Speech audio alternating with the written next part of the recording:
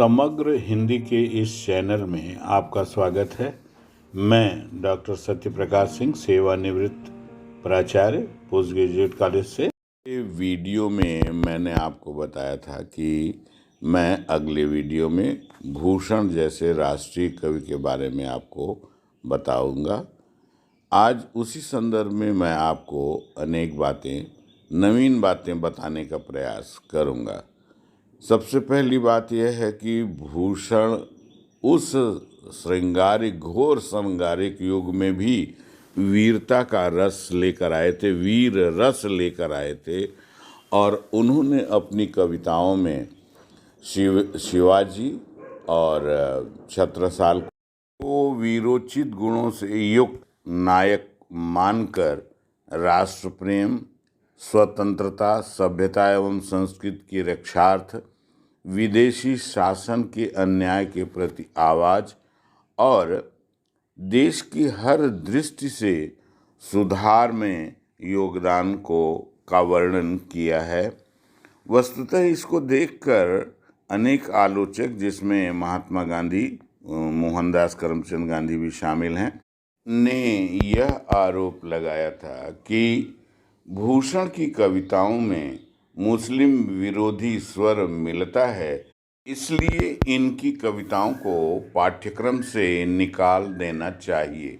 किंतु यदि हम तत्कालीन परिस्थितियों पर विचार करें तो ज्ञात होता है कि औरंगजेब का शासनकाल था। हिंदू प्रजा बहुत दुखी थी। जजिया नामक कर लगाया गया था, मंदिरों को तोड़ा जा रहा था और विद्वान ब्राह्मणों की हत्या की जा रही थी। ऐसे समय में भूषण के द्वारा जो वीर रसात्मक रचनाएं की गईं शिवाजी और छत्रसाल के समर्थन में, वह बहुत ही उपयुक्त था परिस्थिति और समय के अनुसार। हम उनकी कविताओं को यदि आलोचनात्मक दृष्टि से देखें तो हमें पता लगता है कि वास्तव में उनकी वाणी में, ओजस्वित वाणी में, शिवाजी का बखान किया गया है, छत्रसाल का बखान किया गया है। उन्होंने शत्रुओं से अपनी रक्षा, अपने देश की रक्षा और अपनी जाति की रक्षा, हिंदू धर्म की रक्षा के लिए तलवार उठाई थी। इसलिए हम उन्हें जातीय कवि नहीं कह सकते हैं। इसी तरह से अगली बात अगर हम देखते हैं कि औरंगजेब का अन्याय दिन प्रतिदिन हिंदुओं के प्रति बढ़ता जा रहा था।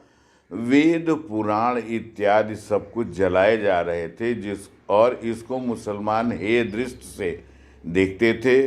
भूषण ने इन सारी परिस्थितियों का आकलन कर समस्त हिंदू जाति को शिवाजी की छत्रछाया और छत्रसाल की छत्रछाया में एकत्रित करने का अथक प्रयास किया। इसी तरह से यदि हम आलोच्य दृष्टि से देखें तो विदेशी शासनों के अन्याय के प्रति उन्होंने घनघोर आवाज़ उठाई थी। भूषण ने विदेशी शासन एवं अन्यायपूर्ण शासन से मुक्ति के पाने के लिए शिवाजी और छत्रसाल को माध्यम बनाया, जिसमें हिंदू जाति में एकता का प्राण फूंककर विरोधी जातियों के खिलाफ अपनी अस्मिता को बचाने के लिए जागृत किया। यह विदेशी शासन के अन्याय के प्रति आवाज़ ही मानी जा सकती है और कुछ नहीं।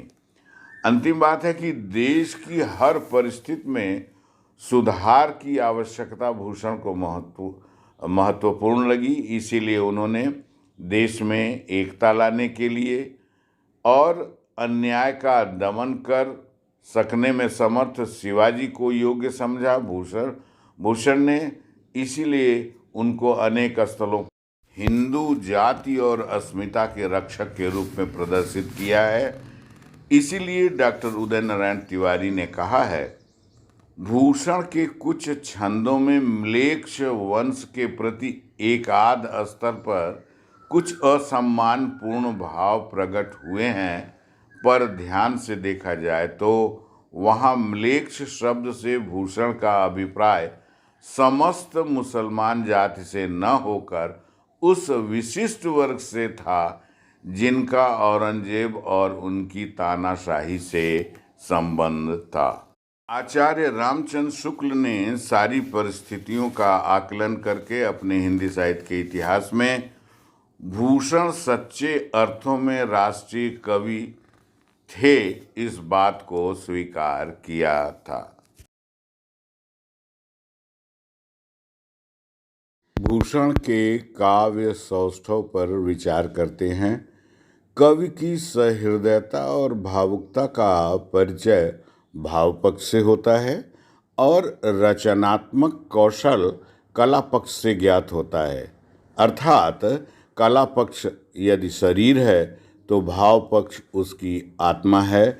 कविवर भूषण की कविता रूपी शरीर में वीर रसात्मक आत्मा आज भी इतनी सजीव है कि पढ़ते ही हृदय में उतर जाती है और शिथिल अंग भी फड़कने को बाध्य हो जाता है।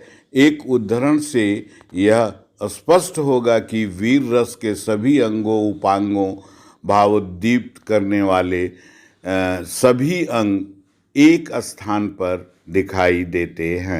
साजी चतुरंग वीर रंग में तू रंग चढ़ी, सरजा शिवाजी जंग जीतन चलत हैं। भूषण भनत नाद विहद नगारन के, नदी नद मद गैबरन के रलत हैं। ऐल फैल खैल भैल खलक में गैल गैल, गजन की थैल पैल सैल उलसत हैं। तारा सोतरनी धूरी धारा में लगत, जिमी धारा पर पारा पारावारियों हलत हैं। प्रस्तुत कविता में शिवाजी के द्वारा रण प्रयाण अर्थात युद्ध क्षेत्र में जाने और उनकी सेनाओं का वर्णन है। वो चलती हैं तो क्या क्या होता है। युद्ध के लिए शिवाजी के हृदय में जो उत्साह है वही अस्थाई भाव है, इस पद में दर्शाया गया है। उस भाव को रस स्वरूप देने के लिए विभाव आदि का भी उल्लेख है। विधर्मी प्रतिनायक अर्थात प्रतिद्वंदी आलंबन है तथा विजय की इच्छा से किया जा रहा यह सारा प्रयत्न अपनी सेना को सजाना और चलना, यह सभी उद्दीपन है। चतुरंगिणी सेना को सजाना अनुभाव है। विजय के लिए चलना, खलबली चारों ओर मच जाना इत्यादि संचारी भाव वीर रस के हैं। यह सारे वीर रसात्मक भाव इसके अंतर्गत भरे पड़े हैं, इस कविता के अंतर्गत। इसी तरह की अनेक कविताएं भूषण की देखने को मिलती हैं। वीर रस के अतिरिक्त भूषण ने भयानक, रौद्र, बीभत्स, करुण, शांत और श्रृंगार रस का भी वर्णन किया है। भयानक का अस्थाई भाव भय है। भयोत्पादक वस्तु उसके आलंबन है। ग्लानि, दीनता, शंका आदि संचारी भाव हैं। एक उदाहरण बहुत ही सुंदर है। भूषण भनत सिंह साही के सपूत शिवा, तेरी धाक सुने अरि नारी बिल खाते हैं। जोन में न जाती ते वे धूप चली जाती, जोन माने चांदनी, जोन में न जाती ते वह धूप चली जाती। पुनि 3 बेर खाती ते वह 3 बेर खाती हैं। जो 3 बार खाती थी वे 3 बेर फल होता है वह खाती है। यद्यपि श्रृंगार का भी वर्णन भूषण ने किया है, किंतु भूषण वीर रस हेतु ही प्रसिद्ध हैं, श्रृंगार हेतु नहीं, वह गौण है। कला पक्ष के अंतर्गत भाषा, शैली एवं अलंकार योजना आती है। सबसे पहले हम भाषा पर विचार करते हैं तो ज्ञात होता है कि भूषण की प्रमुख भाषा ब्रज भाषा थी, लेकिन इसके अतिरिक्त बुंदेलखंडी, बैसवाड़ी, खड़ी बोली तथा अवधी के भी शब्दों का उन्होंने प्रयोग किया है। इसी तरह संस्कृत के तत्सम और तद्भव शब्दों का भी अनेक स्थलों पर प्रयोग हुआ है। छप्पय छंदों में अपभ्रंश काल की पुरानी हिंदी भी यत्र तत्र देखी जा सकती है। मुहावरों और लोकोक्तियों से तो भाव और भी सजीव हो गए हैं। मुहावरा का उल्लेख है, जैसे 100 चूहे खाए कै बिलाई बैठी जाए कै।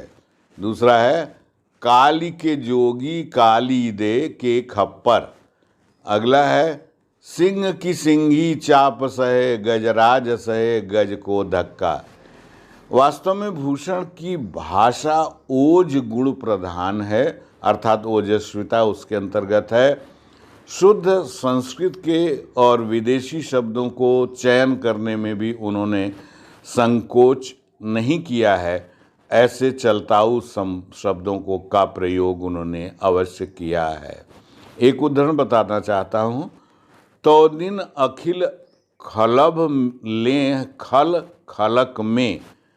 यदि अखिल और खल शब्द संस्कृत के हैं तो खलब लें देशज शब्द है तथा खलक उर्दू शब्द है। अर्थात कवि ने विदेशी शब्दों को भी अपनाया है और ऐसे विदेशी शब्दों को लिया है जो जनसाधारण में प्रचलित थे।